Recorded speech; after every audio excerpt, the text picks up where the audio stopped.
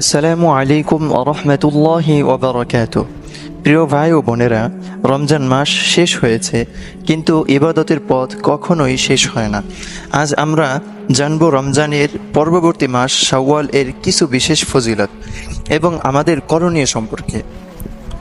হাদিস শরীফে আসছে, নবীজি সাল্লাল্লাহু আলাইহি ওয়াসাল্লাম বলেছেন, মান সামা রমাদানা ঈমানান ওয়া ইহতিসাবান গুফিরা লাহু মা তাকদ্দামা মিন যামবিক।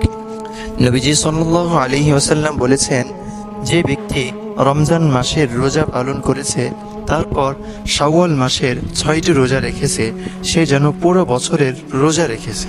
সুবহানাল্লাহ। এই 6টি রোজা ধারাবাহিকভাবে বা বিচ্ছিন্নভাবে রমজান ঈদের পর থেকে শাওয়ালের শেষ দিন পর্যন্ত যে কোনো দিন রাখতে পারে। প্রিয় ভাই ও বোনেরা, একটা কথা মাথায় রাখবেন, রমজানের পর যেন আমরা ইবাদত থেকে পিছিয়ে না পড়ি।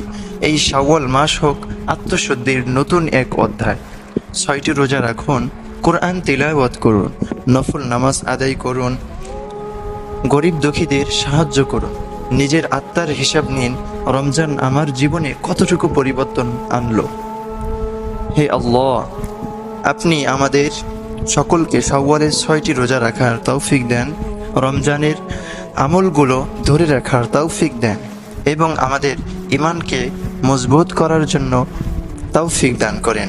আমিন। ওয়া আখিরু দাওয়ানা আনিল হামদুলিল্লাহি রাব্বিল আলামিন।